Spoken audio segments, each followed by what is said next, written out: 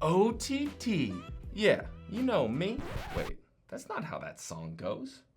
OTT is an acronym that tends to get thrown around a lot these days. If you look up the definition, you tend to see a lot of different answers. So in this video, we're gonna set the record straight and give you a crash course on all things OTT.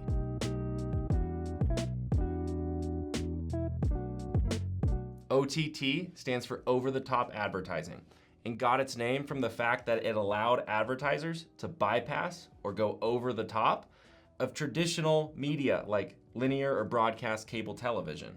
This type of advertising and the term itself really started gaining popularity right alongside big streaming apps when they first started taking off, like Netflix.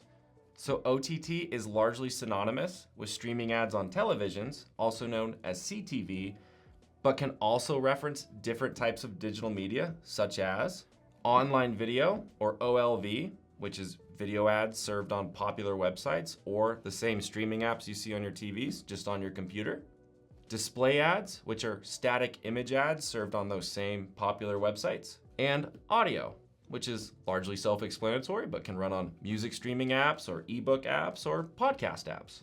Unlike traditional media, where everyone viewing sees the exact same feed, OTT ads are served on a one-to-one basis, meaning households that are watching the exact same content at the exact same time could see a completely different set of ads.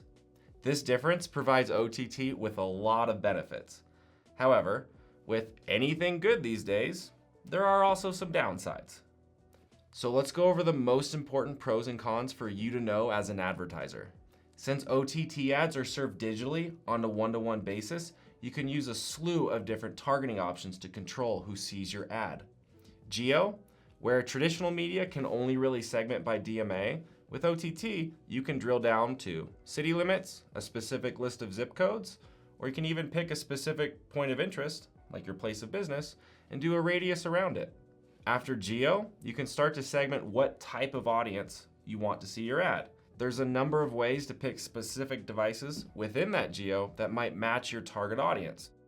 Companies aggregate data by partnering with mobile applications that track your location data and sell it in aggregate to these data providers. Or they can even scrape publicly available information like the age of your home, how many square feet it is, when it was last refinanced, and put that all together to use that for targeting. Benefit number 2, you only pay for the ads that are actually served. Since these ads are served on a one-to-one basis, the device has to be on and viewing content for the ad to even load. Compare that to traditional media, where you have to use things like Nielsen ratings to make assumptions about how many people were watching at a given time and gauge value from there. Benefit number 3, data. Besides the granularity you get in OTT reporting, you can track things like website activity to start to gauge the efficiency of the ads themselves. Since every OTT ad that is served is associated with an IP address, by placing a pixel on your website, you can tie website activity back to those OTT ads that were served originally. This can help advertisers determine the performance of the OTT ads. And trust me, there are plenty more benefits about OTT, but we're gonna save those for another video because now we have to talk about the cons. There is a con so big about OTT that it's the only con we're gonna talk about today. Sorry, Genghis, we're gonna have to get you in the next video. The biggest con about OTT today is OTT itself. Let me explain. When you buy a traditional broadcast ad, you buy from that local station directly. That local station inserts your ad on their own feed. And if you wanna see that ad, you can turn your TV to that channel during the specific program that you bought and see your ad air. It's a one-to-one transaction and extremely verifiable. With OTT, it's basically the polar opposite. Since you are targeting individual households and devices, you can't exactly predict what they are going to watch at a specific time. So you, or your OTT provider, has to connect to all the different systems for every single content publisher. And the same thing goes for the publishers. Since they can't exactly predict who's gonna wanna buy a given ad slot at any given time, they have to connect to a whole network of different ad buyers to ensure they can fill those ad slots. Then to facilitate those transactions, you have to have an intermediate auction house to determine which ad slot goes to which buyer. And that's not even close to everyone involved. To deliver the ad itself to any given household across the country on a moment's notice, advertisers have to connect to ad servers that are located throughout the country. And all that juicy targeting data, well, you have to connect to the almost limitless supply of third-party data providers that all have different data sets that you want to target. And to ensure the viewer gets a seamless string of ads, those auction houses have to connect to a dedicated ad server to connect to the ad thing, and those households all at one time. And then you have they pull that out from ad verification tools that connect to this.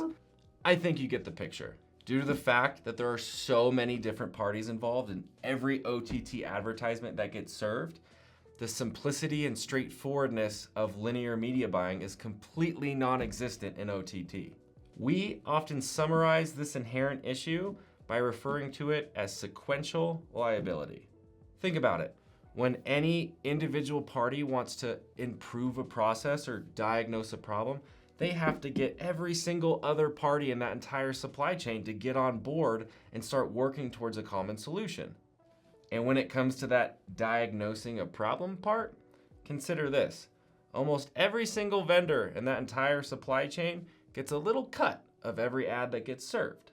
So, if the problem being diagnosed is invalid inventory or ad fraud, how many of these parties have a real incentive to work together to prevent it if the end result would be removing said ad fraud and thus reducing the number of ads being served, which also means it reduces the amount of fees most of these vendors can generate? In summary, OTT ads can be extremely beneficial if done right and come with a lot of potential benefits. But they also have risks, and don't let any vendor tell you OTT is simple. Ensure you choose a partner that you can trust, that specializes in OTT, that knows what they're talking about so you can get all of the benefits of OTT and not fall victim to the mountains of ad fraud that exist out there today. And if this video was helpful, please like and subscribe to our channel. We'd really appreciate it. Until next time, keep streaming with clarity, friends.